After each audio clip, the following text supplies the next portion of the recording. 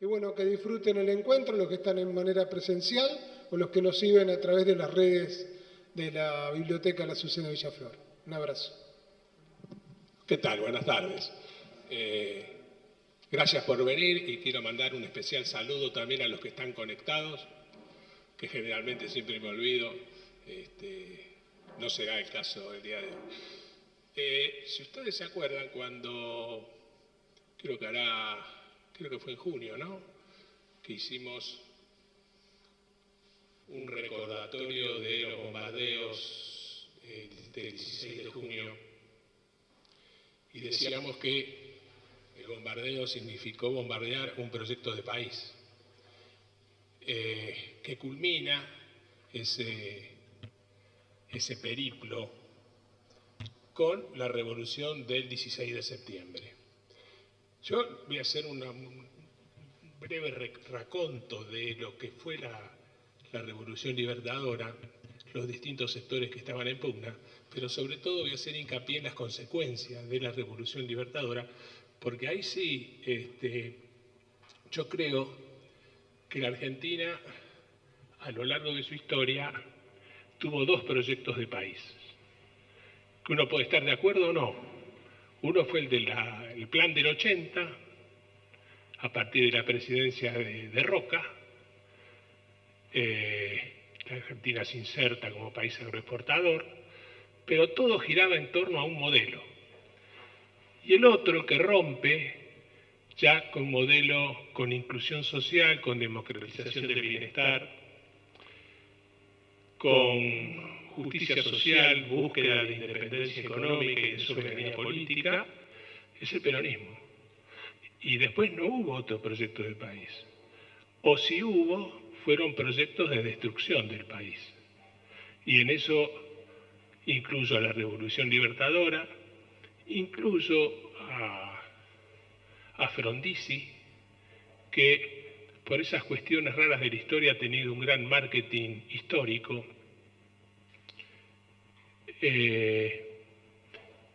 Bueno, obviamente lo que significó la última dictadura eclesiástico-cívico-militar, lo que significó el menemismo, y vuelve a haber un atisbo de proyecto a partir de Néstor y de Cristina, y que vuelve hacia atrás con el macrismo, ¿no? O sea, se avanza 2 pasos y se retrocede en 5, con lo cual se hace todo sumamente difícil en un mundo que va siendo cada vez más complejo. Cuando se produce la Revolución Libertadora, ya habíamos visto que el gobierno estaba desgastado, la desaparición de Evita fue un golpe mortal al gobierno, hay un incremento de la burocratización, un Perón más lento en las decisiones, rodeado de colaboradores de menor relieve que en el primer gobierno. Ya no está Jauretche, Scalabrini deja de ser de alguna manera un asesor.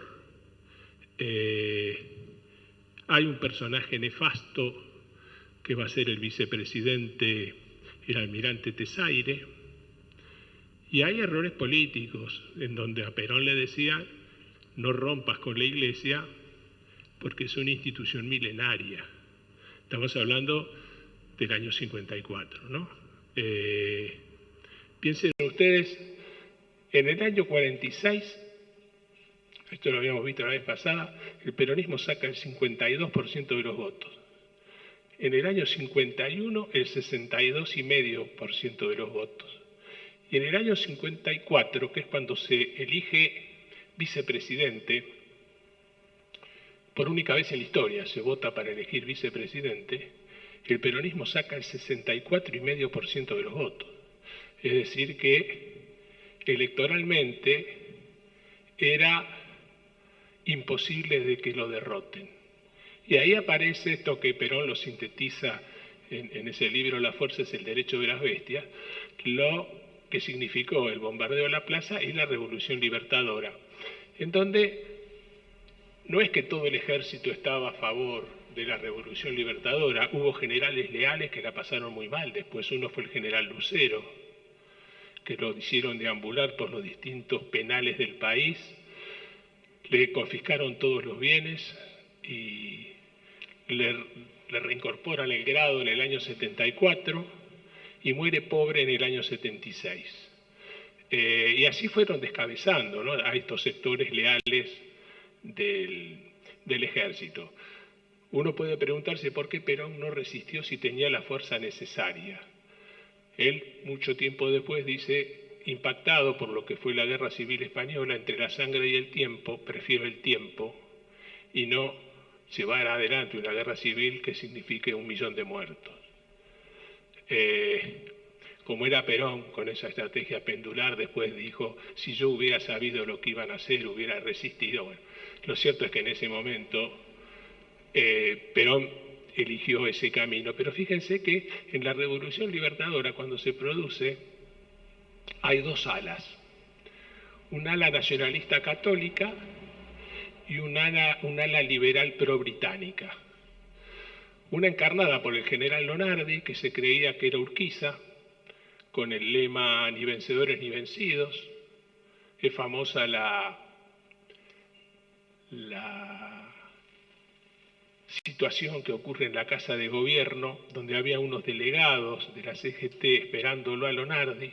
Aparece el contraalmirante Rial y les pregunta, ¿ustedes qué están haciendo acá? No, nosotros somos de la CGT, venimos a ver al presidente. Y Rial les dice, bueno, yo quiero que ustedes sepan 2 cosas, que la Revolución Libertadora se hizo una vez y para siempre, y para que el hijo del barrendero sea barrendero y se muera barrendero. Esto es un poco lo que va marcando la lógica de lo que fue la Revolución Libertadora y la conculcación de derechos. Claro, pero querían que hubiese vencedores y querían claramente que hubiese vencidos. Esta ala nacionalista católica va siendo hackeada por el ala liberal pro-británica, le obligan a renunciar a varios de los ministros de Lonardi y en 2 meses tiene que renunciar. Es muy elocuente también el papel que tuvo la izquierda ortodoxa en relación a la Revolución Libertadora y a determinadas figuras.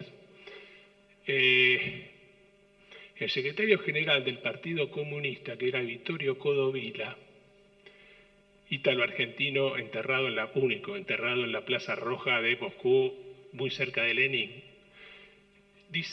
dijo en un medio, en un periódico de ellos, que el almirante Rojas tenía ideales democráticos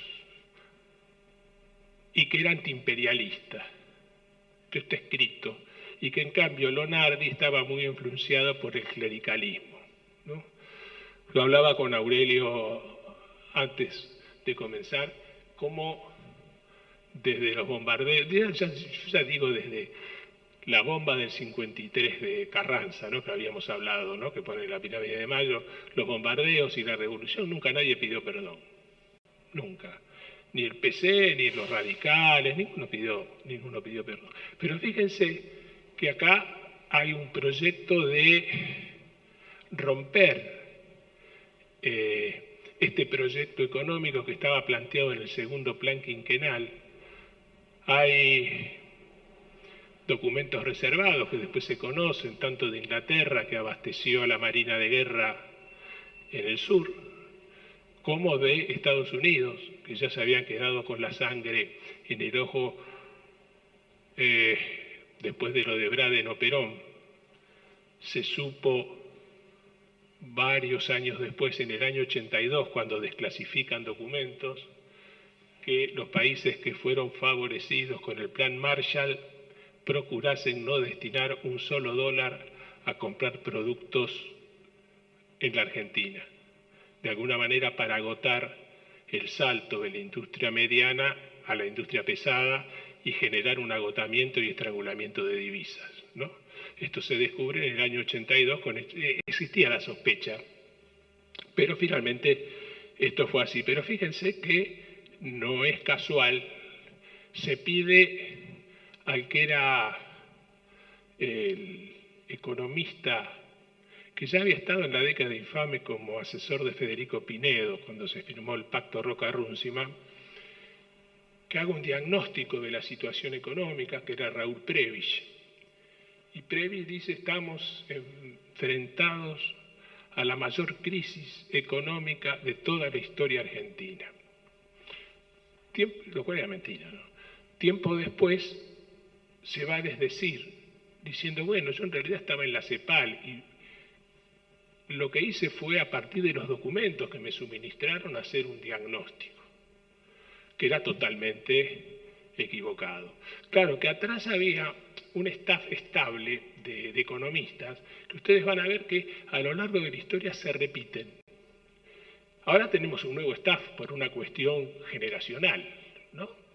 Pero ustedes piensen, ¿desde cuándo está dando vueltas Melconian? ¿Desde cuándo está dando vuelta de Pablo Pardo? ¿Desde cuándo está dando vuelta Kachanowski? En aquel momento era Colvenegas, los hermanitos Aleman, Krieger-Bacena, es decir, era el elemento, Alzogaray, era el elemento estable de los grandes grupos económicos, que son particularmente Krieger-Bacena, que fue ministro de Onganía, quienes empujan a la Argentina para entrar al Fondo Monetario Internacional. Finalmente Argentina entra al Fondo Monetario Internacional y todo el proceso que se había venido dando de gran desendeudamiento durante el peronismo se revierte y comienza un periodo, por supuesto, a lo que estamos viviendo ahora, era una deuda insignificante, pero comienza un proceso de desendeudamiento. Entre las medidas que se adoptan, se desnacionalizan de nuevo los depósitos bancarios, ya los bancos tienen libre disponibilidad para hacer uso de los depósitos, se permite el giro de utilidades, de divisas, sin rendir cuentas al exterior. Se da una gran devaluación. Ustedes saben que con las devaluaciones es una de las estrategias más rápidas donde los sectores del capital se apropian del excedente de los sectores del trabajo, ¿no? Es decir, el famoso 50-50 del peronismo comienza a tener una cuenta regresiva a partir de las devaluaciones, ¿no? Y se deroga la Constitución del 49, una constitución de avanzada. La excusa era el artículo 78 que posibilitaba la reelección. Era mentira. Es decir, si uno lee todos los derechos que van a ser conculcados cuando se deroga la Constitución del 49, son mentiras que después se incorporaron todos al artículo 14 bis. No es verdad. Se incorporaron algunos. Pero sobre todo, había, como habíamos visto la vez pasada, 3 artículos que eran los más apetecidos para que sean abolidos, que eran el artículo 34, 37, 38, 39 y 40. En esos 4 artículos aparece la propiedad como función social, es decir, no es un bien, un valor absoluto, y algo que sería de gran, diría, de gran reserva jurídica en estos momentos, es que las caídas de agua, los yacimientos, son propiedad inalienable de la nación. De la nación. Es decir, Morales, con la reforma que hizo, con el litio se lo puede dar a quien quiera. Con este artículo era imposible porque era propiedad de la nación. Y tampoco la nación se lo podía dar a quien quiera porque era inenajenable, ¿no? Es lo que decimos, no va a ser lo mismo si la Argentina exporta litio que exporta pilas o baterías, porque tienen valor agregado. Es decir, que acá, acá hay cómplices de todos lados, ¿eh? Acá no hay que hacerse el distraído, porque los que levantaron la mano en la legislatura jujeña también fueron diputados nuestros, no hay ninguna duda. Los que levantaron la mano en el Consejo Deliberante para el Código Urbano fueron legisladores nuestros también, o sea que hay una gran complicidad, ¿no? Y Fíjense, algo que hizo Macri también lo hizo la Revolución Libertadora. ¿Se acuerdan que habíamos dicho, Carrillo le dice a Perón, general, no puede ser que las vacas tengan un ministerio y las personas no? Entonces la Secretaría de Salud se convierte en Ministerio de Salud. Lo primero que hace la Revolución Libertadora es bajar el rango de ministerio a que vuelva a ser Secretaría de Salud. Y al amparo de esto, lo que hace es cerrar, destruir y quemar todos los bienes de la Fundación Eva Perón. En el año 56, una gran epidemia de polio. Monseñor Plaza, arzobispo de La Plata, que entregó a uno de sus sobrinos en la última dictadura, dijo que ese era un castigo de Dios por haber votado al peronismo. Y en ese momento faltaban, se llamaban pulmotores en aquel momento, y que los destruyeron porque tenían el membrete de la fundación, ¿no? Es decir, fíjense el odio que aparece, porque también ellos lo que buscan es odiar y humillar en la muerte. Y humillar en la muerte tiene que ver con la profanación y secuestro del cadáver de Eva Perón. Es decir, que ni siquiera ese tipo de respeto tuvieron. Claro, y todo lo que se buscaba era generar un proceso acelerado de desperonización, como si se pudiese borrar la historia, ¿no? Entonces, claro, un ícono era el Palacio Unzué, donde hoy está la Biblioteca Nacional, porque aparecen símbolos, las flores No Me Olvides, justo enfrente de donde habían pintado también el odio, ¿no?, que tienen estos sectores, Viva el Cáncer, cuando Evita estaba agonizando. Entonces, qué mejor que con una piqueta destruirla, para que no queden vestigios, y después, como bien sabemos, el cadáver de Evita empieza a circular desde los servicios de inteligencia del ejército hasta la casa del mayor Arandía, que mata a la mujer pensando que un comando peronista quería llevarse el cuerpo, ¿no? Hasta que Aramburu, la Marina la quería tirar al mar, como habíamos visto, hasta que finalmente Aramburu dice, no, denle cristiana sepultura, hay un acuerdo con el Vaticano, el Papa Nazi, Pío XII, y con María Maggi de Magistri, con ese nombre, la llevan a Milán, como si fuese una italiana que había perdido su familia en un accidente automovilístico, y a una señora que le decían la tía Pina, todas las semanas le decían que llevase flores a la tumba de María Maggi de Magistris. Entonces después se sabe cuando Lanusse le devuelve el cadáver a Perón, en 1971.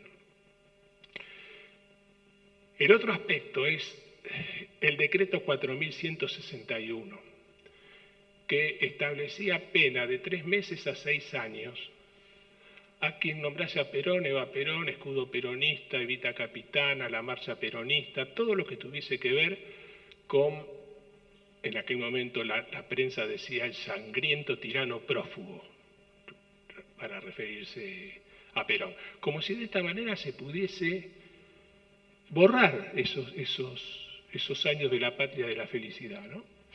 Y hubo gente que fue presa por eso, no hay ninguna duda. Y el otro hecho que habla de esta violencia es el de los fusilamientos de 1956. 27 fusilados en una revolución que no disparó una sola bala. Con una crueldad por parte de estos actores asombrosa, porque muchos eran camaradas de armas, de la misma promoción, ¿no? Y el famoso poema de José Govelo, El presidente duerme, es cuando la que después va a ser la viuda de Ibaceta le va a pedir por la vida de su marido, ¿no? Y en la residencia le dicen, no, el presidente duerme, no puede atenderlo. Todo este proceso que se va dando de... fíjense, el que esto lo grafica de una manera excelente, probablemente uno de los cuentos altos de la literatura argentina es el de Rodolfo Walsh, Esa mujer, ¿no? Donde no la nombra, en ningún momento evita, y tiene la charla con More Koenig, el de los servicios de inteligencia del ejército. Pero fíjense qué curioso, More Koenig en alemán, este era el apellido del tipo, ¿no? En alemán significa el rey de la ciénaga, personaje sórdido, ¿no? Y que también lo describe Walsh y cómo se va violentando a medida que va tomando whisky. El otro elemento, también para tener en cuenta cómo no prospera este proceso de desperonización, es que se convoca una convención constituyente en el año 57, derogada la del 49 para volver a la del 43. Y el peronismo saca la mayoría de votos, la primera minoría, con el voto en blanco, el 24,3%. La Unión Cívica Radical del Pueblo, personificada por Balbín, Balbín era el hombre de la dictadura, saca el 24,2%. Y la UCRI, el radicalismo se había dividido, ya la figura de Frondizi, con ese libro que él después se supo que no había escrito, Petróleo y Política, lo catapulta como un referente, saca el 21%. Es decir, que el peronismo sigue siendo, pese a todo, la primera minoría, pese a las persecuciones, ¿no? Claro, y se comienza todo un proceso de resistencia, pero ustedes piensan que es una resistencia a la que no se estaba preparado, es una resistencia que nace de la noche a la mañana, que se da en los barrios. César Marcos decía que nunca había conocido tantas cocinas como las de los diferentes barrios donde se reunían, como para generar algún tipo de estrategia. Y hay este personaje que yo les decía, el almirante Tesaire, masón, uno de los motivos por los cuales fue muy poco molestado, pero hay algo que en el mes de octubre, un mes después de la Revolución, le hacen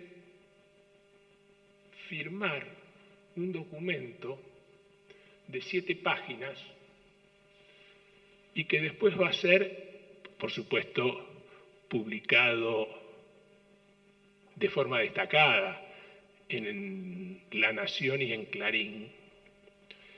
Le hacen filmar un corto de 17 minutos donde denuncia la corrupción del gobierno peronista. Se estrena en el cine Trocadero, en la calle Lavalle. No existe más, ahora son de los Pastores, eso sí. Bueno, casi queda el cine destruido por la reacción de la gente. Se presenta también en Rosario, en el Cine Teatro Bristol, y la reacción es peor todavía. Con lo cual decidieron sacarlo de circulación. A Tesaire lo llevan muy poco tiempo a Martín García, pero no de la forma como fue llevado Irigoyen o Perón, ¿no? Estaba atendido como un preso VIP. Finalmente después lo van a amnistiar y muere de cáncer de pulmón en el Hospital de Clínicas, y el único que accedió a atenderlo fue el doctor Tayana, que fue médico de Perón, ¿no? Tesaire tenía como secretario a Bernardo Neustadt, lo cual ya habla por sí solo de Neustadt y de Tesaire. Este tampoco es un dato menor, y claro, se va a dar también, se necesita una pata civil. Entonces aparece la famosa Junta Consultiva, que son civiles que supuestamente daban soporte a el gobierno de la Revolución Libertadora. Y ahí vemos a determinados personajes que también, uno es Alconada Aramburu, posteriormente fue ministro de Educación con el retorno a la democracia, con suegro de Raúl Alfonsín. Una viejecita buena, Alicia Moró de Justo, también formaba parte de la Junta Consultiva. Y así podíamos nombrar enormes cantidad de personajillos de diferentes partidos que, desde el Partido Socialista, piensen ustedes, Alfredo Palacios, embajador en la República Oriental del Uruguay. Cuando se producen los fusilamientos del 56, Américo Yoldi, al que Jauretche llamaba Norte Américo Yoldi, con esa ironía y esa inteligencia de Jauretche, fue ministro de la última dictadura en Portugal, ¿no? Es decir, cómo aparecen este tipo de complicidades, porque claro, hay dos cosas. Los golpes siempre tienen patas civiles, no hay ninguna duda, no son golpes militares, son golpes cívico-militares, todos, desde el 30 en adelante todos. Y el otro aspecto es, fíjense cómo se valen de lo que se denominan los aparatos ideológicos del Estado, ¿no? Por ejemplo, cómo se empieza a dar todo un proceso de desnacionalización de la cultura, porque toda colonización empieza por la cultura. Desaparecen, se calcula esto, no es un número exacto y preciso, que desaparecen más de 100 orquestas de tango, que eran los clásicos, muchos de ellos perseguidos por adherir al peronismo. Casi todos adherían al peronismo, ¿no? Fanny Navarro, habíamos visto, un personaje siniestro, el capitán Gandhi, lo que le hace para que denuncie la corrupción de Juan Duarte, ¿no? Cuando le muestran la cabeza de Juan Duarte en el departamento de policía. Había en aquel momento también todo lo que significó la tropilla de Huachipampa, que eran estos migrantes, ¿no?, internos que se sentían identificados con el folclore. Y de alguna manera recién va a haber una vuelta en los 60 con el folclore. Pero en ese momento se trata de que se entronice sobre todo la música que venía de Estados Unidos por las grandes discográficas. Y había dentro del teatro de revistas, un monologuista excepcional, gorila, que tenía pelo abajo de las muelas, que era Pepe Arias. Y hace un sketch, una bataclana en el Congreso, refiriéndose a Eva Perón. Se armó un enorme despelote en el teatro. Ahí estaba involucrado mi viejo en esto. Fue uno de los que armó despelote mi papá. Que admiraba a Pepe Arias, ¿no? Pero ante esto era muy visceral mi viejo y reaccionó de manera virulenta, ¿no? Tuvieron que levantar la función directamente, casi lo meten preso. Y después aparece también en el cine películas de Lucas de Mare, un gran director de cine, que también, acá tengo la película Después del Silencio, la película Después del Silencio, si pueden ustedes véanla y van a ver de qué manera se muestra en el cine la abyección de la que hemos salido. Y como esas hay un montón, en la literatura aparecen desde Victoria Ocampo, La fiesta del monstruo de Borges y Bioy Casares, La banda de Julio Cortázar, es decir, hay un montón, bueno, Sebrelli, ni hablar, es decir, que aparecen con todos los aparatos ideológicos de alguna manera enfocando esto. Y hay algo que yo creo que sigue teniendo una enorme vigencia que nos ayuda a reflexionar, una cosa que dijo Perón, a raíz de esto que estamos hablando, y del apoyo, porque, fíjense, el peronismo establece el desarancelamiento de la educación superior. quienes apoyan la Revolución Libertadora es la FUBA.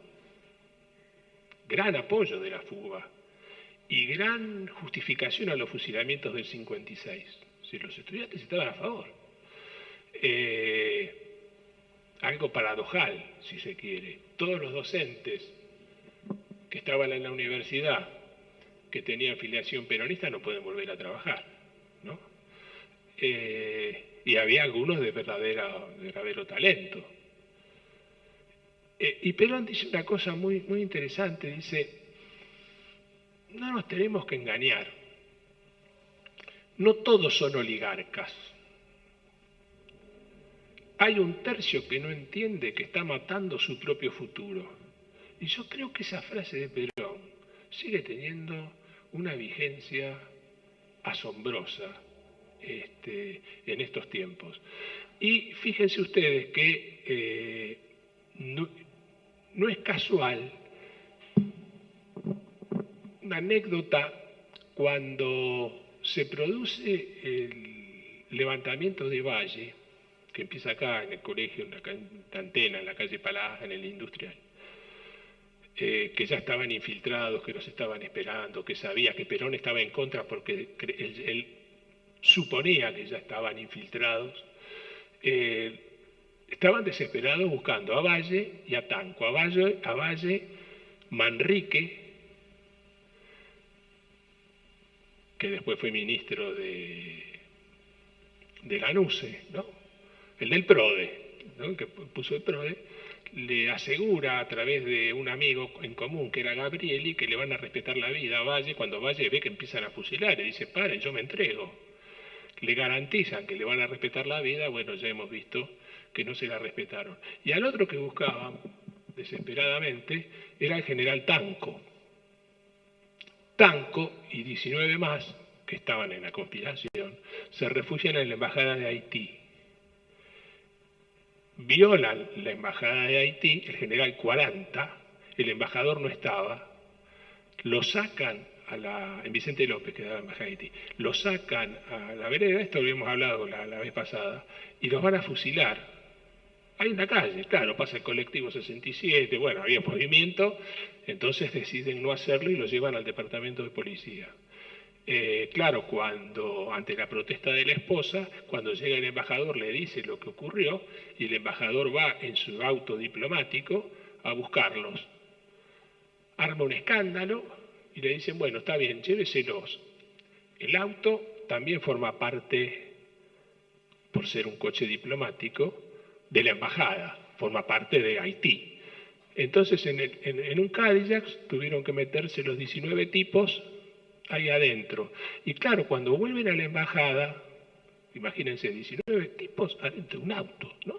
Cuando vuelven, ven una foto de Perón y de Evita en el living de la casa, de la embajada, donde vivían el embajador y la mujer. Entonces uno le dice, no sabíamos que usted era peronista. Y el tipo le dice, ¿cómo no iba a ser peronista si yo soy negro? ¿No? Por supuesto, meses después lo sacaron de la embajada y termina en Senegal. Él era de origen senegalés y hay un premio de literatura que lleva el nombre de él, que se hace en Senegal.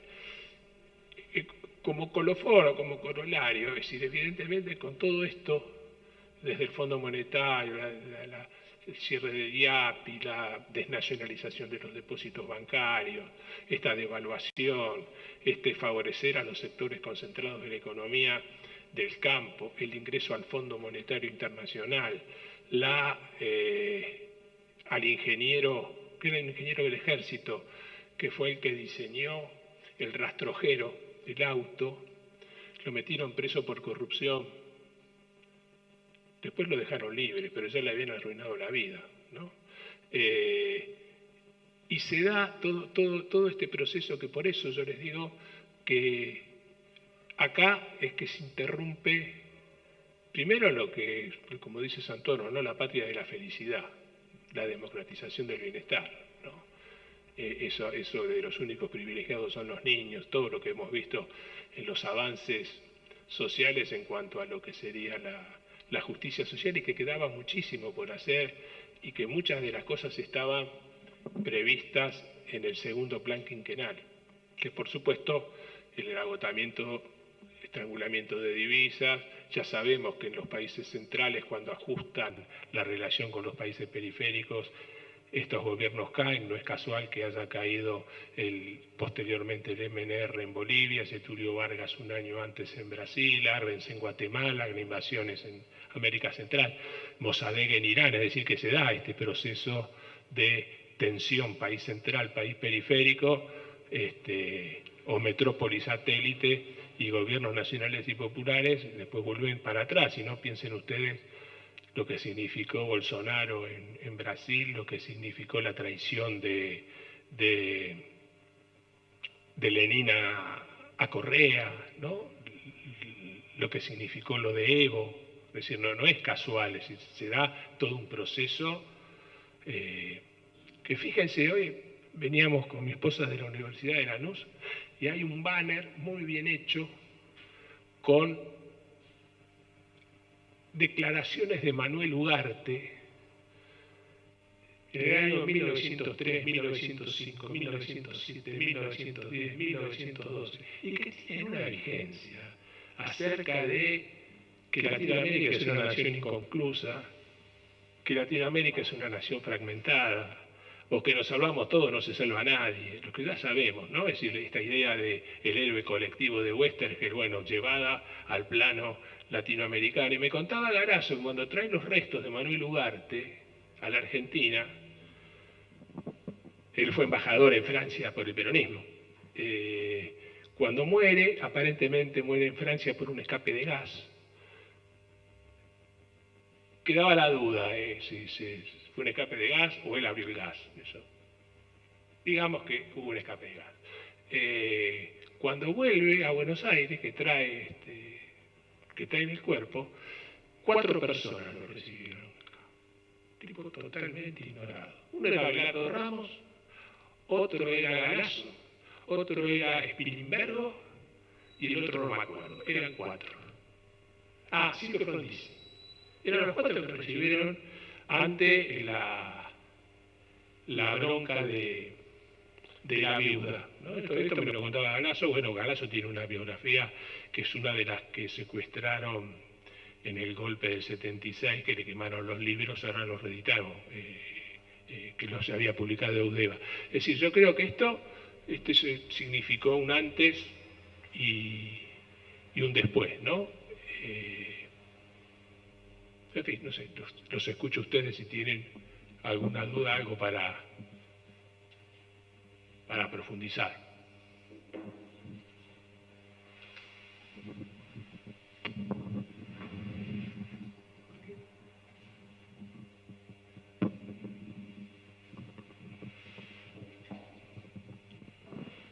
No, después de lo que dijiste,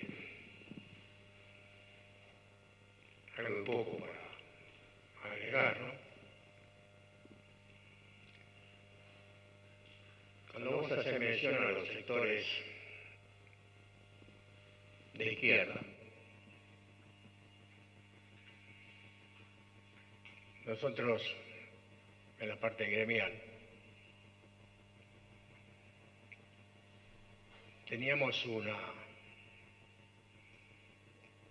respuesta. Lo que pasa es que los muchachos de la izquierda se enojan con el peronismo porque nosotros le robamos todos los clientes.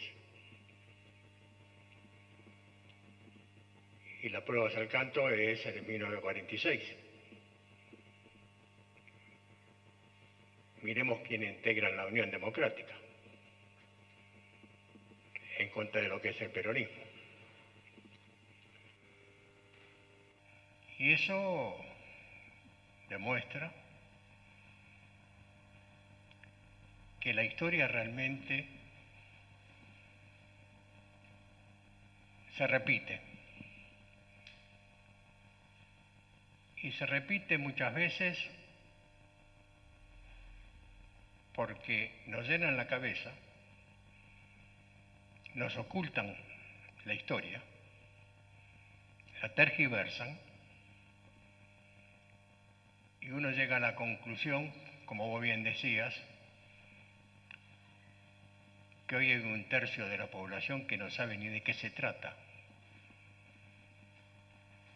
Y esto no es peyorativo lo que uno dice, sino simplemente es ver la realidad cuando uno analiza, ve, habla, escucha de cosas que han ocurrido en este país y que no tiene ningún resultado. Siempre decimos lo mismo, los bombardeos de 1955, el 16 de junio, fueron terribles. Y nadie habla. Nadie se hizo cargo, nadie fue preso, nadie fue condenado. Como si no hubiese existido. Entonces, cuando la historia a nosotros no nos permite analizar de dónde venimos, qué queremos y a dónde queremos llegar, es un grave problema.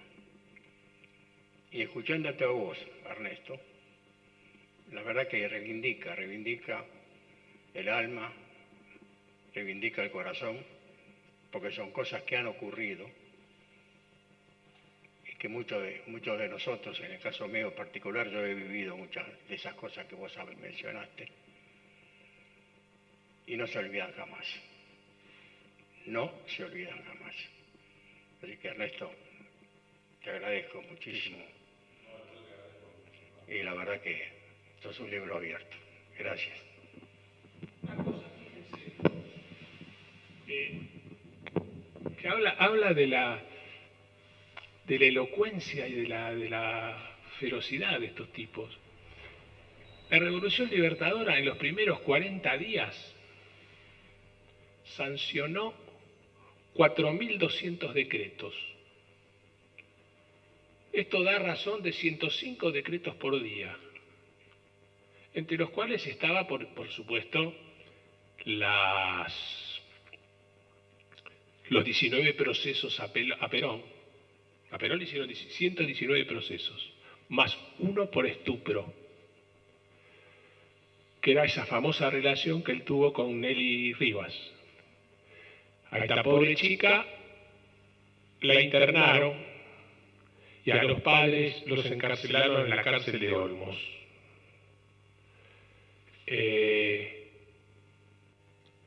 Ninguno de estos 119 procesos pudieron ser comprobados en la justicia después, ¿no? Por supuesto, ahí hay una anuencia del Poder Judicial, un juez que se llamaba Botet, que es el que dio impulso a todos estos procesos, ¿no? Y después sí, estaban los famosos panfletos, los panfletos de la Revolución Libertadora. Estaba uno de Damonte Taborda, que fuera el yerno de un famoso conductor que se llamaba Augusto Bonardo, pues yo era chico, ustedes se deben acordar de Augusto Bonardo en la televisión. Pero es de una irracionalidad, y también se va a dar algo que en algún momento, si da la circunstancia o la ocasión, veremos. Hay toda una avanzada también de la Iglesia propiciando la instauración de la enseñanza privada en la educación superior. No les dio tiempo, pero dejaron la puerta abierta para que esto lo hiciese Frondizi, en la famosa enfrentamiento entre la laica y la libre, ¿no?, que se va a dar posteriormente, ¿no? Pero no hay ninguna duda que cumplieron todos los objetivos. El único que no lograron fue desperonizar a la sociedad argentina. Y como decía Aurelio, fíjense ustedes, ¿por qué en Chile es fuerte el Partido Socialista y el Partido Comunista? Porque no tuvieron peronismo. ¿Por qué en Uruguay es fuerte el Partido Socialista y el Partido Comunista? Porque no tuvieron peronismo. ¿Por qué en Bolivia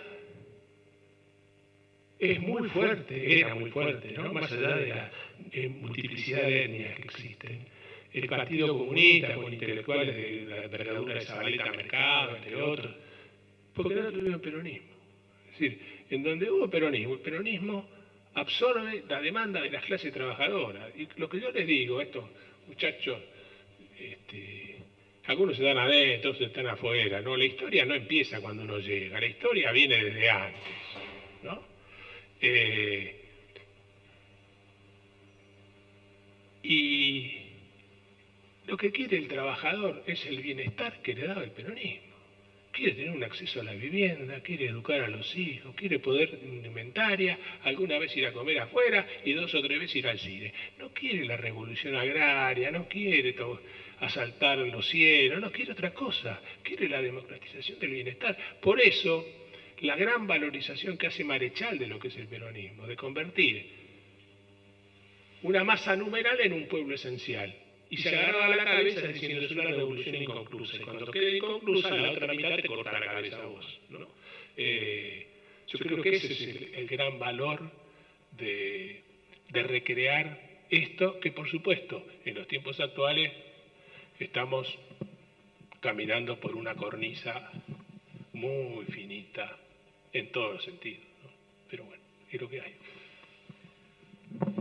Gracias, Ernesto. Me gustaría comentar algunos chats que nos vienen diciendo la gente que nos sigue por el canal. Por ahí Sol Noceto nos dice que quizás sería interesante pensar ese momento histórico con esas tensiones y en la actualidad y los objetivos que querían ligar. Eso, lo que está mencionando el compañero, se refiere cuando hablaba Aurelio, ¿no? Por otro lado, comenta el tema de la ferocidad de nuestra derecha y por otra parte, Patricia Cholo habla que hay de cierto que Fidel lo invitó a Perón a vivir a Cuba. No. El que lo invita a Perón a que vaya a Cuba es John William Cook. Y lo presiona para que vaya a Cuba. Y Perón dice que no, que respeta la revolución cubana, pero que él no va a ir a Cuba y que se va a quedar en ese momento, ya creo que estaba afincado estaba en España, porque esto se lo dice después de la invasión a Bahía Cochinos, Cook. Lo que sí, a Fidel Castro lo salva. Cuando se produce el Bogotazo, Fidel Castro estaba en Colombia, cuando matan a Gaitán. Y lo salva y lo llevan a la embajada en un coche diplomático. Que no era el Fidel Castro que después fue a ser en el año 59, ¿no?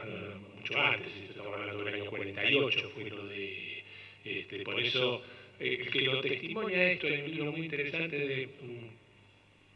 un gran periodista de investigación que fue Rogelio García Lupo, que lo cuenta en un artículo que dice Fidel Castro peronista. Entonces cuenta esto que yo les estoy narrando, ¿no? De cómo lo salvan para que no cayese preso por agitar a las masas universitarias en ese momento Fidel Castro. Ustedes piensen, en ese momento Fidel Castro era profundamente católico, había estudiado en un colegio de curas, ¿no?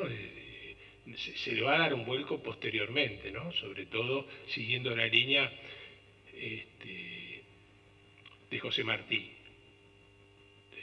antiimperialista. ¿Hay un compañero más? ¿Por acá? La verdad que ya está todo dicho, ¿no? Eso, una observación. Es verdad, todo se recicla.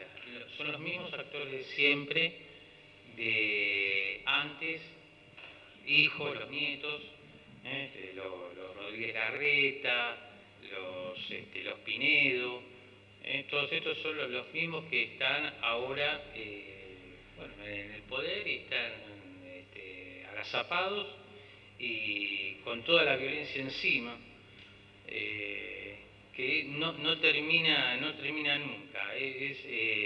es algo que se repite permanentemente. Y bueno, y ahora estamos en un momento que, bueno, yo espero que podamos en las próximas elecciones estar triunfando en primera vuelta o segunda vuelta, calculo. Pero la verdad que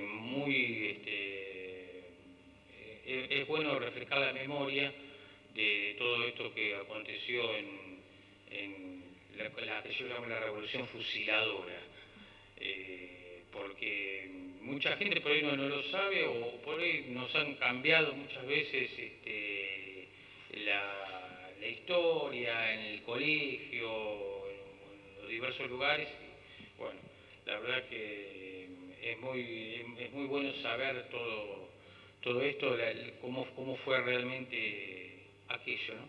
Así que, bueno, la verdad que muy bien. Patri.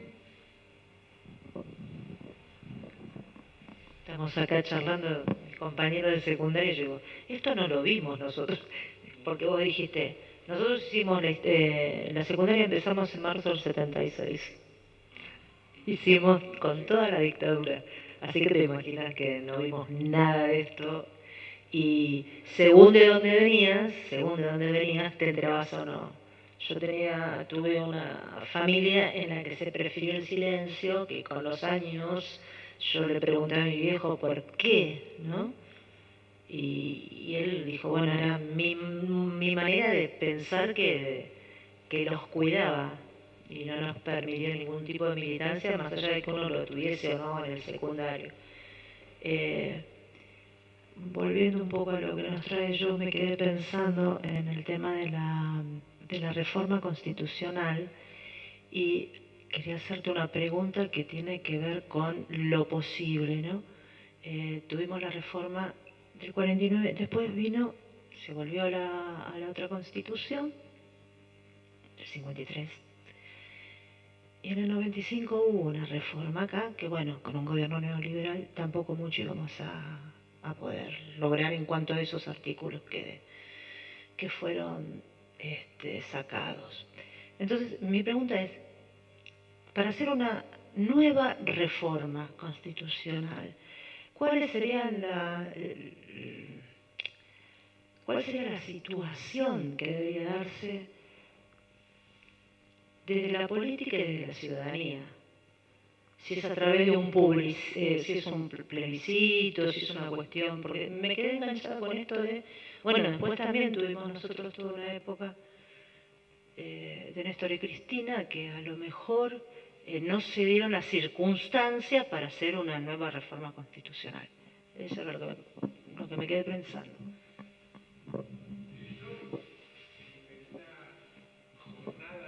En una jornada en la universidad, antes de jubilarme, ¿no? En la Universidad de La Plata, estuve en un panel con Zaffaroni,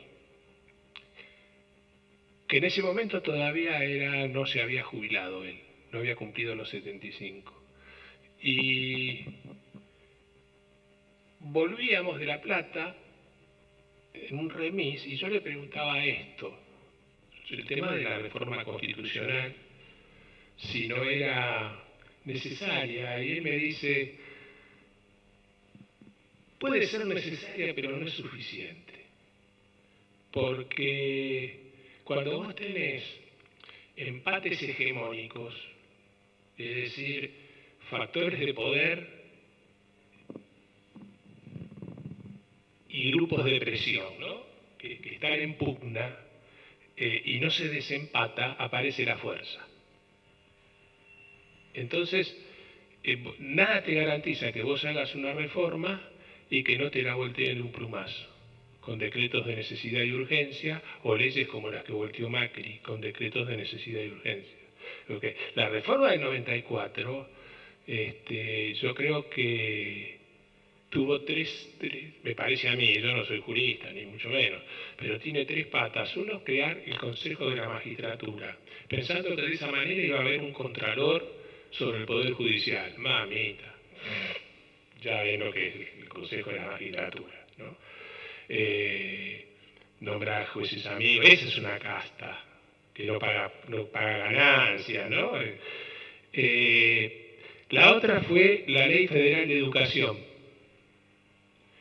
Una de las que le impulsó fue Patricia Bullrich, vieja traidora de la columna norte de los 70, ya viene traicionando desde hace muchas décadas.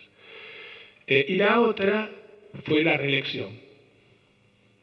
Entonces, cuando se los ve a Alfonsín y a Menem caminando, ¿no? Por la Quinta de Olivos, estaban arreglando este tipo de situaciones. Lo demás es cartón pintado, el resto. Lo grueso era el Consejo de la... y el tercer senador. Eso querían un tercer senador.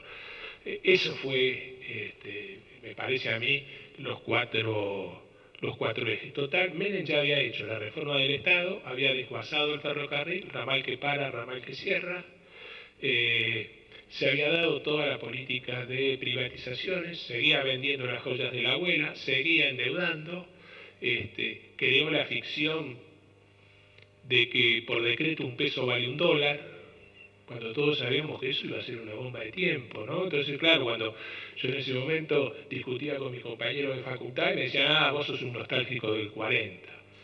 Le digo, pero esto es lo mismo que hizo Martínez de Oz, ¿no te das cuenta que esto, si yo tuviera plata, lo que hago, compro dólares, espero, y si ahora tengo un departamento, voy a tener 5, es muy fácil, no hay mucho misterio, ¿no?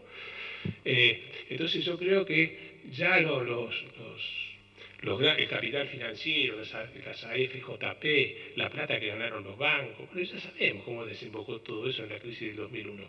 Pero Zaffaroni me decía eso, que la reforma constitucional, yo siempre con la del 49 estaba, ¿no?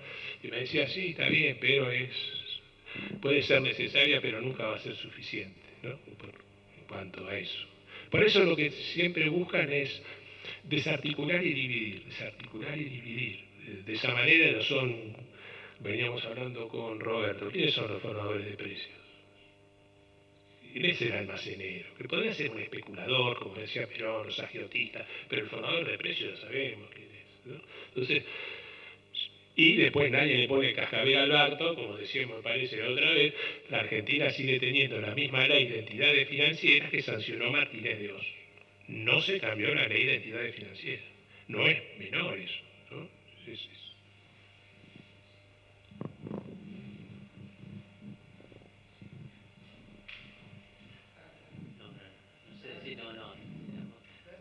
No tengo, no.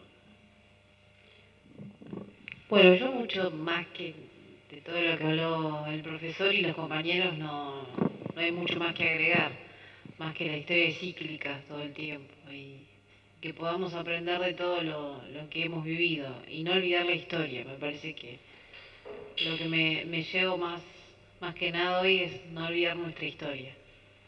Y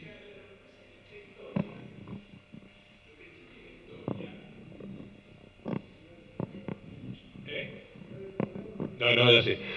Lo que tiene la historia es que uno puede trazar, es como si fuese una espiral. Entonces uno puede trazar paralelismo, nunca se repite, pero permite semejanzas. Y como la historia es algo vivo, por eso se discute. Por eso hay dos líneas, si querés, o más. Revolución de Mayo, Casero, la Revolución Libertadora, levantaban algunos. Y otros levantan San Martín, Rosas, Irigoyen y Perón. Estamos hablando de lo mismo, ¿no? Entonces, ¿qué hace? Yo sé, el 3 de febrero de 1852 se produjo la batalla de Caseros. Santos lugares. Ahora, ¿qué hace que para algunos sea un triunfo y para otros una derrota? Porque ahí también se aborta un proyecto. Limitado, ¿no? Pero se aborta un proyecto ahí también. Entonces, yo creo que por eso se discute de historia.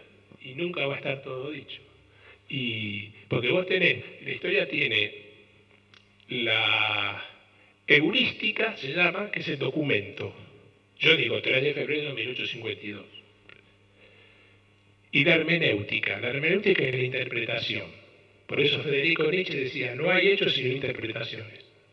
Es decir, ¿cómo interpreto yo porque para los gorilas el 55 fue un triunfo, aplaudían con las orejas y rememoran. Y no sé, había una comisión, ahora se murieron esos viejos, por suerte, la comisión de reafirmación de la Revolución Libertadora, que se juntaban en el Luna Park, aún en el 73 y 74, iba Borges, por ejemplo, iba Sánchez Añudo, todo iba el almirante Rojas, por supuesto, Aramburu ya no podía, pero iban a reafirmar la Revolución Libertadora, y la reivindicaban, pero con una...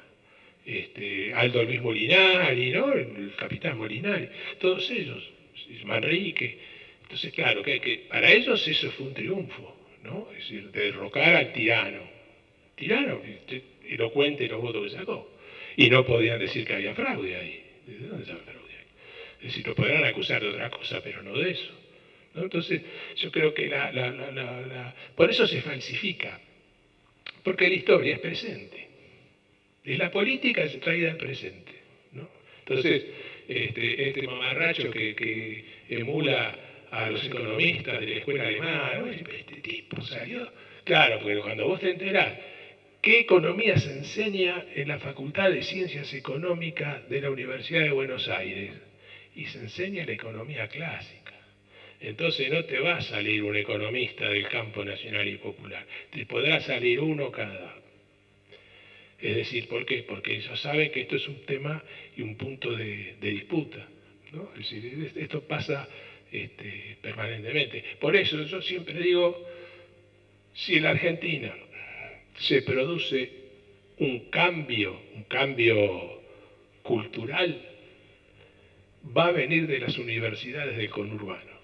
Yo creo que las universidades del conurbano hay que defenderlas con uñas y dientes, porque no va a venir de la UBA, no va a venir de La Plata, no va a venir de Córdoba, van a venir de las universidades del conurbano. Habrá que esperar, tendrán que tener su historia, pero los cambios van a venir de ahí, por eso las bastardean tanto.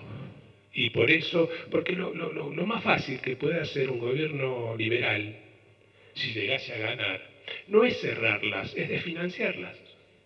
Entonces vos las desfinanciás y se van cayendo. Entonces por eso hay que defenderlo con uñas y dientes, ¿no? Sí. ¿Cuándo tuvo la Argentina el mayor presupuesto educativo? Me refiero a las últimas décadas, con Néstor y Cristina. ¿Qué porcentaje del PBI va a educación? ¿Qué porcentaje del PBI va a ciencia y técnica? No es lo mismo el ARSAT que vender caramelos. O que, como decía Macri, que la Argentina sea el supermercado del mundo. ¿Qué, vos querés ser coto? Yo no quiero ser coto. Es decir, ahí está la llave de la cuestión. Y eso tiene que ver con la historia.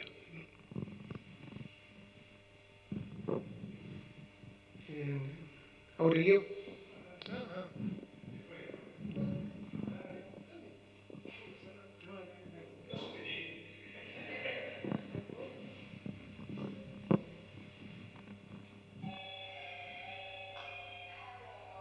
Claro, el problema que acá se habla y se plantea es el Estado. ¿Cuál es el rol del Estado? Y el rol del Estado es de acuerdo al proyecto de país que se quiere implementar. Si yo quiero un Estado neoliberal, y por supuesto que lo voy a desfinanciar, voy a hacer absolutamente lo que me canta, porque lo que me interesa es el comercio, es la ganancia, y no la inclusión, la educación y la formación. Entonces, uno se pregunta y analiza el porqué de ciertas actitudes. Y ve, por ejemplo, que hay una muy mala comunicación de parte de los sectores, digamos, progresistas de nuestro país.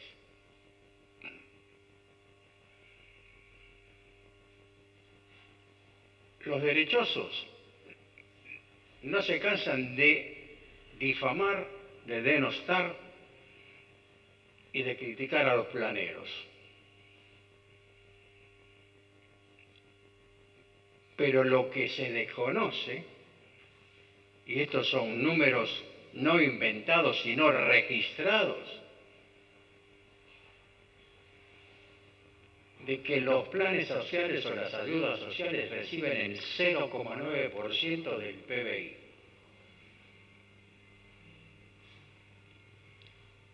Y las grandes empresas, los grandes monopolios, reciben casi el 5% del PBI en la exención al tributo que tienen que realizar. Y de eso nadie habla. Y también del famoso déficit fiscal, lo que ocultan es que el 3% del PBI es para el pago de la deuda. Y eso no se comunica, eso no se publica. Vos hablabas, Ernesto, de Clarín y La Nación en los años 55, te olvidás de la prensa.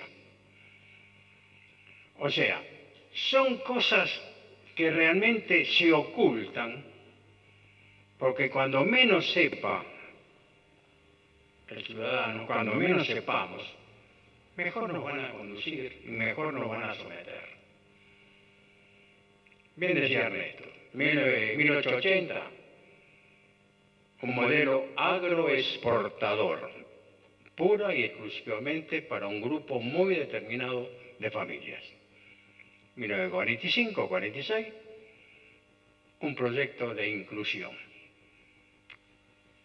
con la mayoría de los argentinos dentro del proyecto de país, que tienen acceso a los derechos y a los beneficios que todo ser humano debe tener en un país democrático. Entonces, esas son las cosas que me parece a mí modestamente, Ernesto, es que hay que modificar. La comunicación, porque estas cosas no se conocen. Y esto lo dijo el otro día Cristina. Y no lo dijo, me parece, sino mostrando gráficos, mostrando documentación que asevera lo que ella manifiesta. Pero del sector nuestro nadie habla de esto, y yo pienso que ese es uno de los graves problemas que tenemos. Gracias, Aurelio. Los jóvenes por ahí quieren opinar, alguno más. Bueno, agradecemos fundamentalmente al presidente del partido, al compañero Ferraresi, y a todos por estar, a los que están por las redes, y que bueno, que se repita, de juntarnos a pensar juntos, a repensarnos cada vez. Gracias, Ernesto, tu intervención. Gracias a todos. Bueno, seguimos en la próxima.